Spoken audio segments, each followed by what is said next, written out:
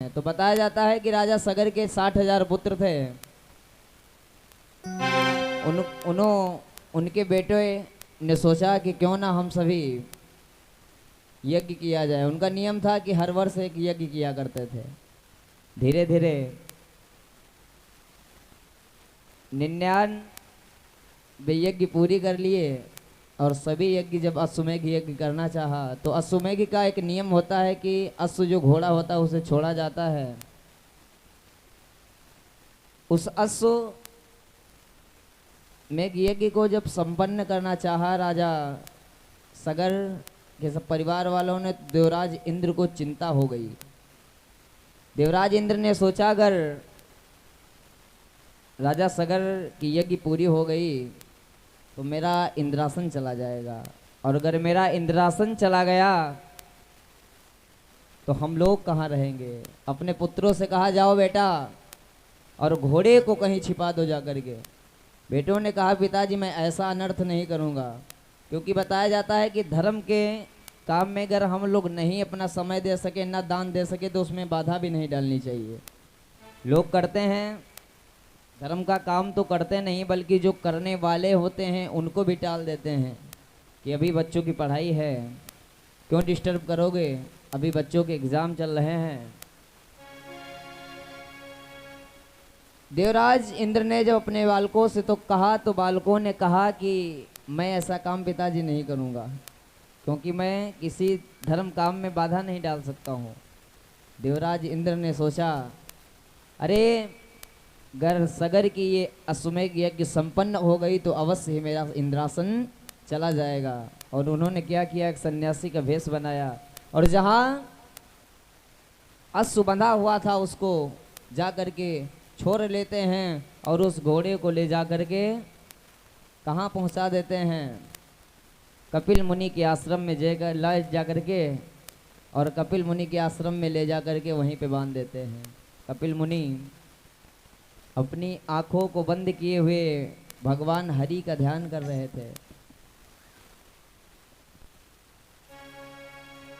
यहाँ जब अश्व नहीं मिला तो राजा सगर के तो 60,000 पुत्र हैं, जिनके 1-2 पुत्र होते हैं। वो तो आजकल ज़माना है कि गांव वालों को नहीं जीने देते हैं, लेकिन सगर के तो 60,000 पुत्र थे।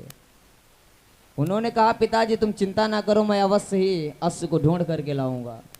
घोड़े को ढूंढने के लिए चल देते हैं, सारी पृथ्वी पर घूम लेते हैं, लेकिन परंतु उन्हें अश्व जब नहीं मिलता है तो क्या करते हैं, पृथ्वी को खोदना प्रारंभ कर देते हैं।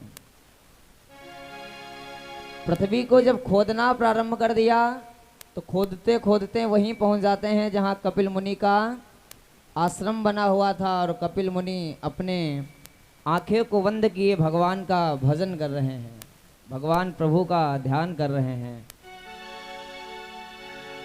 कि हम राम जी के, आइए सभी बोलेंगे, हम राम जी के राम जी हमारे हैं, हम राम जी के राम जी हमारे हैं।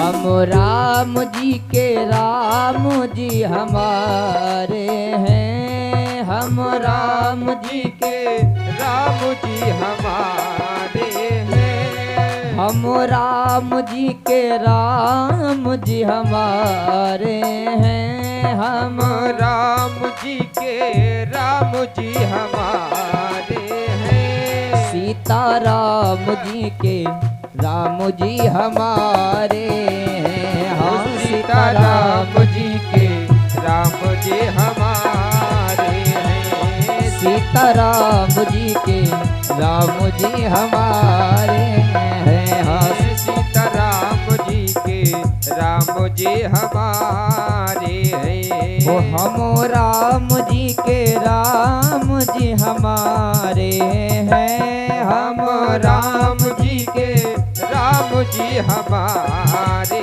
हैं। हम राम जी के राम जी हमारे हैं, हम राम जी के राम जी जी हमारे हैं। ओ सीताराम जी के राम जी हमारे हैं। हाँ, सीताराम जी के राम जी हमारे हैं। सीताराम जी के राम जी हमारे हैं। सीताराम जी के राम जी हमारे हैं। हाँ, सीताराम जी के राम जी हमारे हैं। सीताराम जी के राम जी हमारे हैं। कपिल मुनि भगवान का ध्यान कर रहे थे, आंखें को अपनी बंद की हुए। सगर के जब पुत्र वहां पहुंचते हैं, देखा है अश्व भी वहां बंधा हुआ है और एक संत अपनी आंखें बंद किए भगवान का भजन कर रहा था। लेकिन वो राजा सगर के जो पुत्र थे, अभिमानी थे, उन्होंने कहा कि अश्व मेरा घोड़ा चुरा करके उस संत ने अपने कुटिया में बांध रखा है और मुझे देख करके इसने अपनी आंखें बंद कर ली है। बताया जाता है कि राजा सगर के जो 60,000 पुत्र थे, किसी ने प्रहार कर दिया कपिल मुनि पे। और किसी संत की तपस्या भंग करना अच्छी बात नहीं है, क्योंकि संत के मिलने से ही मुझे भगवंत की प्राप्ति होती है। बिना बुलाए जब कोई संत मेरे दरवाजे पे आ जाए तो मुझे अवश्य समझ लेना चाहिए किसी न किसी रूप में ये भगवान ने स्वयं ही इसे भेजा है, भगवान का दूत है। क्योंकि जब तक संत नहीं मिलेगा तब तक भगवंत की प्राप्ति असंभव हो सकती है। क्योंकि डॉक्टर होता है, प्रभु से कहता है, अपनी दुकान चलने के लिए प्रार्थना करता है। जब मरीज नहीं आएंगे तो उसकी दुकान कैसे चलेगी। एक वकील होता है, वो भी सोचता है भगवान मेरा कारोबार हमेशा बरकरार रखना, क्योंकि जब लड़ाई झगड़ा नहीं होगा तो वकील के पास लोग जाएंगे कैसे मुकदमा कराने। लेकिन एक संत ही ऐसा होता है, हमारा गुरु ही ऐसा होता है, जो कि प्रभु से प्रार्थना करता है कि मेरा जजमान, मेरा भक्त हमेशा सदैव संपन्न रहे, खुशहाल रहे। जब वो खुशहाल रहेगा तो हमें जल्द से जल्द याद करता रहेगा। एक संत, एक सच्चा ब्राह्मण ही ऐसा कर सकता है। आज जब राजा सगर के पुत्रों ने कपिल मुनि पर प्रहार कर देते हैं, तो ज्यों ही क्रोध में आंखें खुली हैं कपिल मुनि की, तो 60,000 जो पुत्र थे सारे जल के राख हो गए। आज जब जल के राख हो गए, ऐसी खबर सगर को मिली है कि तुम्हारे पुत्र 60,000 जल के राख हो गए। किसी का एक पुत्र मर जाता है, बड़ा दुख होता है। और प्रभु ना करे कि माँ बाप जिंदा हैं, किसी संतान की मृत्यु हो जाती है, मानो माँ और बाप की आधी उम्र घट जाती है कि उसके सामने उसी किसी संतान की मृत्यु हो जाए। क्योंकि संतान का दुख बहुत बड़ा दुख होता है। आज जब 60,000 पुत्र जल के राख हो गए, सगर को बड़ी चिंता हुई है। सगर को बड़ी चिंता हुई है, बड़ा प्रभु से वंदन अभिनंदन करते हैं। प्रभु ये क्या हुआ। उनके एक पुत्र हैं जो अंशुमान, उनको पता चला, कहा ठीक है। अपने गुरुदेव भगवान का ध्यान किया। गुरुदेव भगवान आए, बोले क्या बात है बेटा, किस लिए मुझे याद किया है। बताया कि हमारे 60,000 जो भाई हैं जल के राख हो गए हैं, कैसे उन्हें जीवित किया जाए। बोले अगर गंगा मैया का आगमन इस धराधाम पे हो जाए तो गंगा मैया अवश्य ही तुम्हारे भाइयों का उद्धार कर सकती है। बोले ठीक है, मैं गंगा मैया को लाऊंगा। अंशुमान चल दिए हैं कहाँ को, गंगा मैया को लाने के लिए। और गंगा मैया को लाने के लिए जा करके तपस्या करने लगते हैं। जब गंगा मैया को लाने के लिए तपस्या कर रहे हैं, तभी एक आकाशवाणी होती है। कौन सी? कि राजन अपने घर को जाओ, तुमसे न काम बन पाएगा। राजन अपने घर हो जाओ, तुमसे न काम बन पाएगा। राजन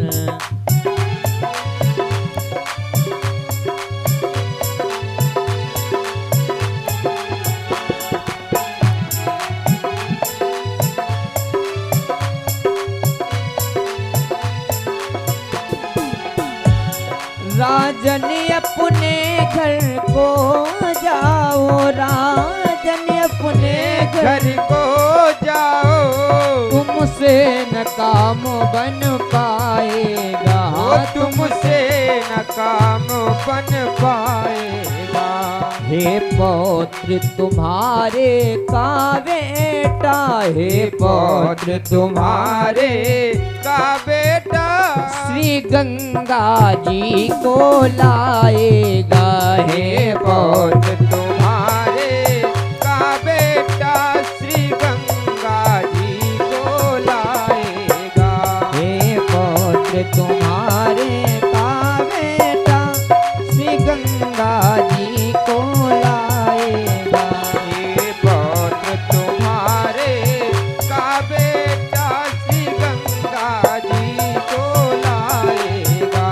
श्री गंगा जी को लाएगा, श्री गंगा जी को लाएगा। आज जब असमंजस गए हैं तपस्या करने के लिए तो जा करके आकाशवाणी होती है कि जाओ राजन, और तुम्हारा जो पोता होगा, पौत्र होगा, वही गंगा जी को ला सकेगा। तब तुम्हारे भाइयों का उद्धार हो पाएगा। लौट आते हैं असमंजस से अंशुमान, और अंशुमान से दिलीप, और दिलीप से भागीरथ का जन्म होता है। भागीरथ धीरे धीरे बड़े हुए।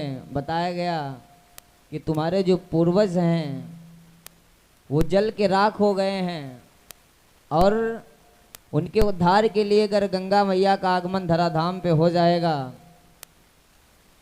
तब वो तुम्हारे पूर्वजनों का उद्धार हो सकेगा।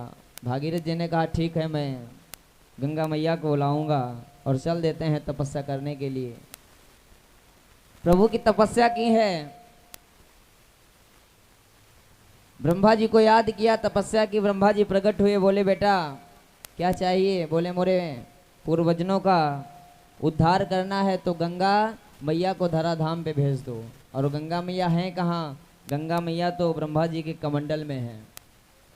प्रभु के चरणों से निकली हैं गंगा मैया, इसीलिए कहा जाता है कि जो गंगा जल का है, गंगा जल का सबके लिए तो जल पवित्र है, लेकिन हमारे शालिग्राम भगवान विष्णु के लिए गंगा जी का जल पूजा में निषिद्ध होता है, क्योंकि वो चरणों से निकली हैं। और शालिग्राम को अगर स्नान करा दो तो बताया जाता है शालिग्राम का स्नान कराने का जो जल होता है वही गंगा जल है। भगवान के चरणों से निकली हैं, इसलिए भगवान विष्णु के लिए गंगा जल उपयोग में नहीं लिया जाता है। ब्रह्मा के कमंडल में है, कहा कि गंगा मैया को पृथ्वी पे भेज दो। ब्रह्मा ने कहा ठीक है, हम तो भेज देंगे, मेरे पास से क्या जा रहा है, लेकिन एक बार गंगा से भी पूछ लिया जाए। गंगा से पूछा गया, क्यों बेटी जाओगी धराधाम पे? और स्वर्ग को छोड़ करके कौन आना चाहता है इस मृत्युलोक पे? गंगा ने कहा नहीं, मैं नहीं जाऊंगी, मैं इस स्वर्ग को छोड़ करके मृत्युलोक पे बिल्कुल नहीं जाऊंगी।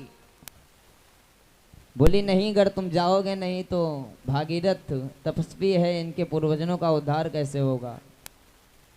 प्रभु ने कहा चलो। गंगा मैया जी ने कहा ठीक है, मैं धराधाम पे जाऊंगी, सबके पाप को नष्ट करूंगी, लेकिन प्रभु एक बात बताओ, जितने पाप करके आएंगे पापी हमारे में स्नान कर लेंगे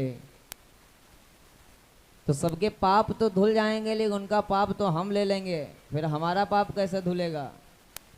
गंगा मैया ने प्रश्न किया प्रभु से। प्रभु ने कहा कि तुम्हारे ऊपर जब पाप आ जाएगा, पापी लोग स्नान करेंगे, पाप तुम ले लोगी, लेकिन तुम्हारा पाप जब उद्धार होगा, अनेक संत मुनि आएंगे, स्नान करेंगे, उस पे स्नान करने से तुम्हारा सारा पाप धुल जाएगा। गंगा मैया राजी हो जाती हैं धराधाम पे जाने के लिए, लेकिन थोड़ा गंगा मैया के पास घमंड है। बोली ठीक मैं जाऊंगा तो, लेकिन ये बताओ मैं धराधाम पे जा रही हूँ, लेकिन मेरे साथ इतना वेग है मेरे वेग को कौन रोक पाएगा धराधाम पे, कौन रोकेगा। मेरे में बड़ा तीव्र से वेग है। अब भागीरथ जी ने भोले बाबा को याद किया, क्योंकि भोले बाबा हमारे बड़े भोले हैं। सारे देवता तो मिष्ठान फल चढ़ाओ फिर भी इतनी जल्दी नहीं रिश्ते हैं, लेकिन भोले बाबा को जो भी घास भांग धतूरा, जो भी बेलपत्र, जो भी पेड़ पौधे मिले चढ़ा दो, उसी में वो राजी हो जाते हैं। भोले बाबा आए हैं, कहा ठीक है जाओ और गंगा से कह दो जाकर कि जितना वेग है उनके पास अपने सारे वेग के साथ में आए और मैं उन्हें रोकूंगा। भोले बाबा तैयार हो जाते हैं। गंगा चली है अपनी वेग के साथ में और भोले बाबा ने अपनी जटा को फटका दिया है तो एक ही जटा में समा जाती हैं। बोले शंकर भगवान की जय हो। एक ही जटा में समा जाती हैं। किसी कवि ने कहा है, वो शंकर तेरी जटा में, शंकर तेरी जटा में बहती है गंगाधारा, शंकर तेरी जटा में बहती है गंगाधारा, शंकर तेरी जटा में बहती है गंगाधारा, शंकर तेरी जटा में। शंकर तेरी जटा में बहती है गंगाधारा, शंकर तेरी जटा में बहती है गंगाधारा, शंकर तेरी जटा में बहती है गंगाधारा, शंकर तेरी जटा में बहती है गंगाधारा, शंकर तेरी जटा में हो बहती है गंगाधारा, ओ शंकर तेरी जटा में बहती है गंगाधारा, शंकर तेरी जटा में। हाँ बहती है गंगाधारा, शंकर तेरी जटा में बहती है गंगाधारा, शंकर तेरी जटा में। शंकर तेरी जटा में बहती है गंगाधारा। एक जटा से निकली है, वहां से भागीरथ लेकर के चले हैं गंगा मैया को।